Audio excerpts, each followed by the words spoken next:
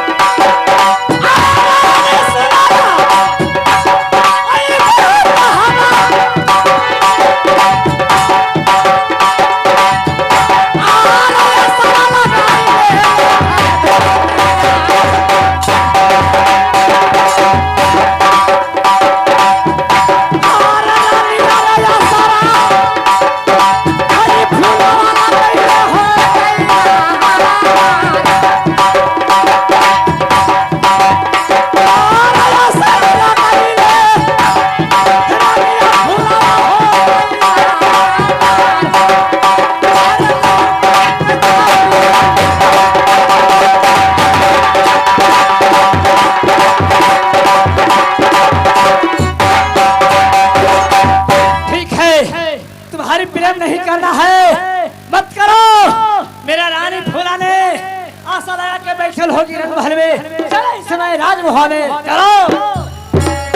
जाइए क्या जाइए चल रहा हूँ। क्यों रास्ता में छेड़खानी करती है बताओ,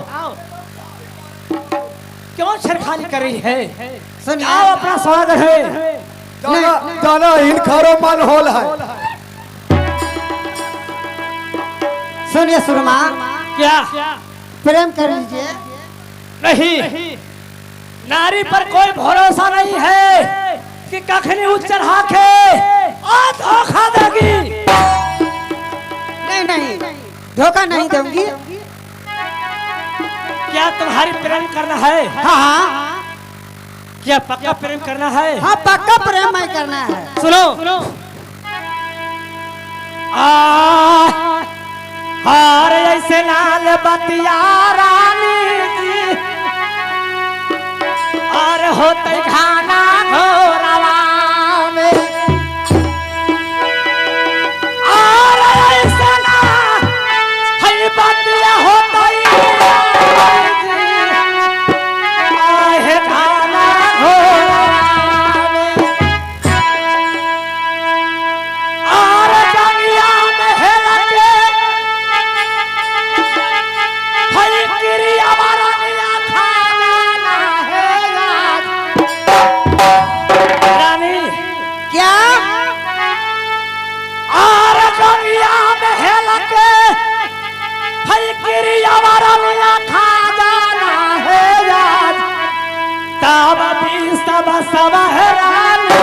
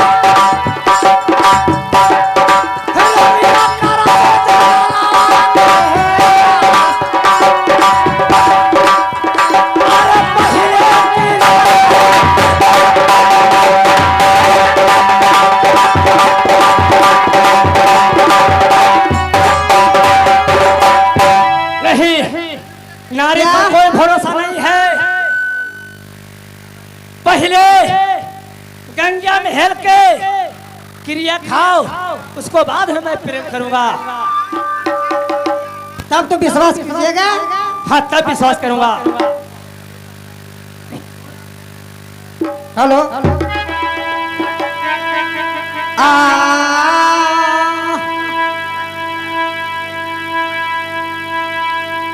आज गंगिया में अब करिया बाना जी सुरमा हमारी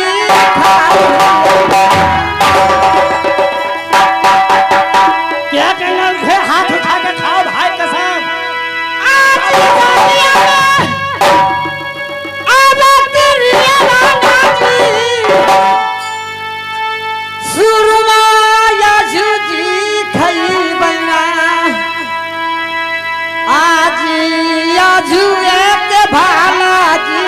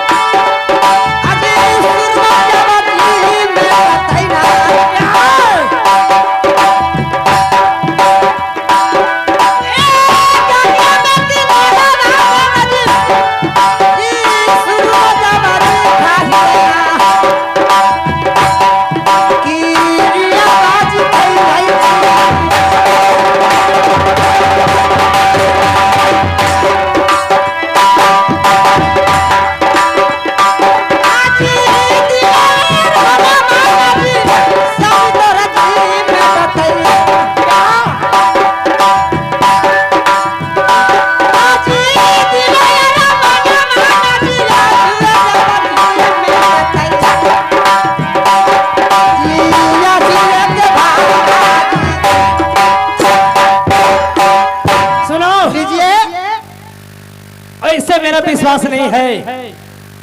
चलो दक्षिण उखे, उत्तर उखे, गंगा में हेर के हाथ उठाओ। अपना भाई बाप पर क्रिया खा के मैं प्रेम करूंगा। ऐसे कोई भरोसा नारी पर नहीं। सही कह रहे हैं। हाँ, पहले क्रिया से कोई भरोसा नहीं। सही बात है कि मेरा भाई बाप तब कह रहे हैं तो पूरा भाई बाप मेरा आपसे नहीं प्रेम करेंगे तो मेरे भाई बाप सब गुजर जाएगा। प्रेम करेगा ना? हाँ, पक्का वादा है ना? पक्का वादा। बाकी ये कहिए कि जब क्रिया मेरा खिला दिया तो आप वादा कीजिए कि मेरा स्वर्ग पहुंच जाएगा कि नहीं। मैंने कभी नहीं छोड़ूंगा। आप क्रिया खाइए उधर उठा क्यों खा? क्या नारी है कि तुम्हारी ऐसे झूठ बोल के कल हो जा सकती है? नहीं नहीं भरोसा नारी नहीं। तो ऐसा बात है कि आप शादी कीजिएगा ना? जरूर करेंगे शादी में। ठीक है, मैं आ रहे हैं। इको बहुत जरूरी चीज हलवा। अब जाना हो तीनों लगे के मोह हमारे फरहर हो जा रहे थे। तो कुमारे हाथ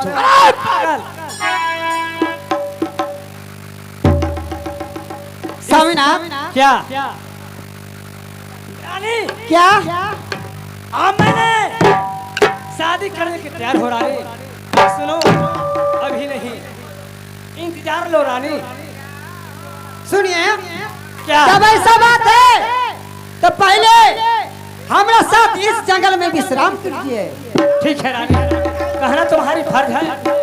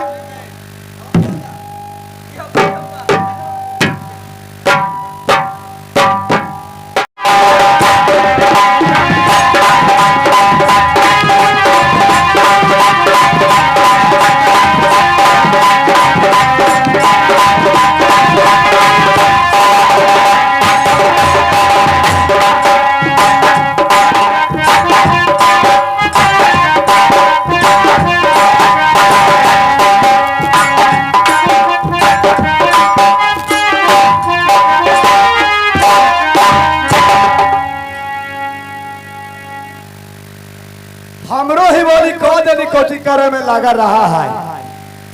अरे ना सुना है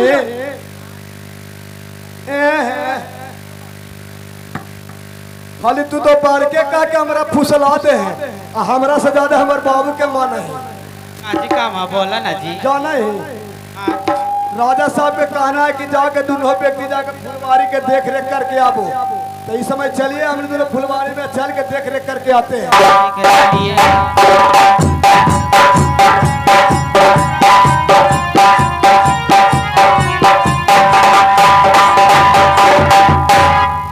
तेरा बहन के रे बड़की।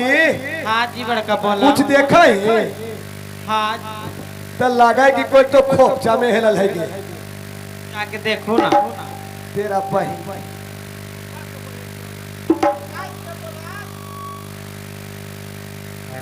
1 2 3 तेरा बहन 4 गो रहे जी। ये जाने हैं? हाँ जी बोला। ये लगा हो कि किट्टी लड़ रहा है। हाँ जी देखने में। जाना ही कुछ है। वो जब पर रानी देवांती बिया दिन एक लड़का साथ सुता। हाँ जी। देखा कैसे बदला चीजे। सुना चलो हम दोनों बेकता चल के ये बात राजा साहब के कहा जाए।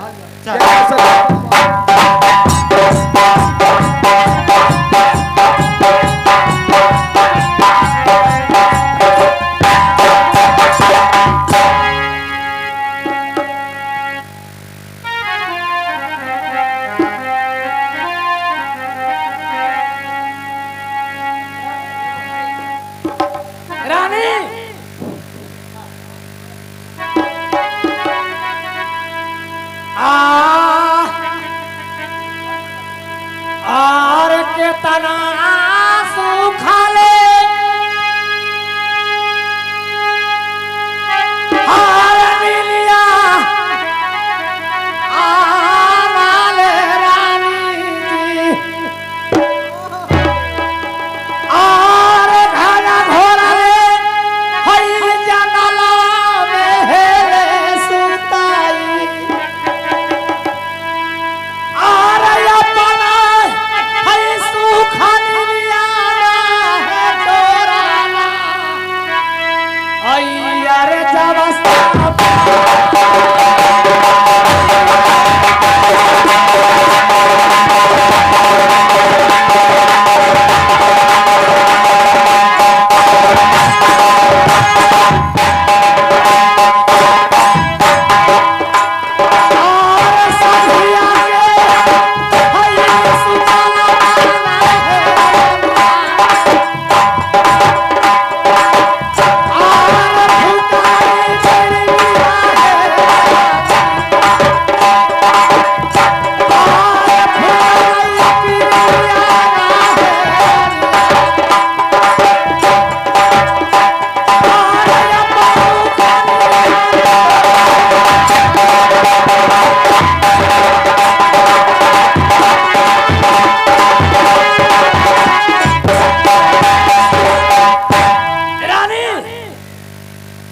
इस समय बताओ कि सांझ का सुतल बिहार हो गया। इस समय जाओ अपना पिताजी को नगरी में रानी और जो दिन महीने लौट के आएंगे उस दिन मैंने जोड़ा फना के राजमहल लेके चलूंगा रानी। सामीनाथ क्या अखनी जंगल में शिकार खेलने के लिए जाएगा? हाँ रानी मैं जा रहा हूँ और मैं तुम्हारी साथ में लेके जाऊंगा राजमहल में। ई ना कि सामीनाथ मेरा साथ संभोग कर लिए और जंगल में शिकार खेल के वापस फिर लौट के ऐसा नहीं ना कीजिएगा। मेरा नरक में वास हो जाएगा रानी, उसे तुम्हारी साथ में करूंगा तब। ठीक है सामीनाथ खुश रहो। जाओ।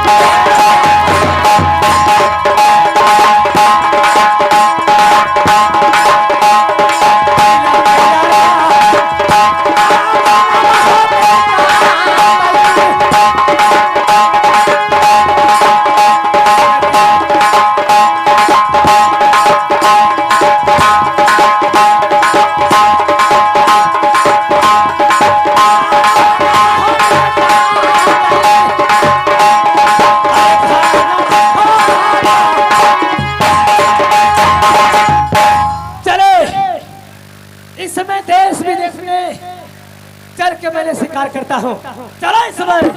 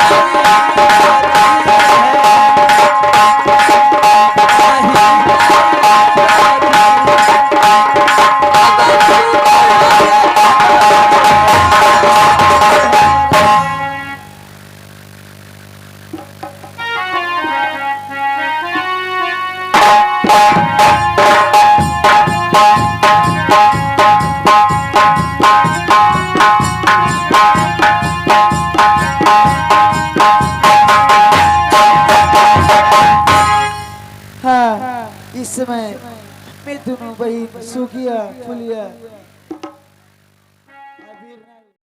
नमस्ते प्रणाम। अगर आप चाहते हैं बिहार विदेशिया नाच चैनल का वीडियो सबसे पहले आप तक पहुंचे तो हमारे चैनल को सब्सक्राइब करें और बेल आइकन को दबाना ना भूलें।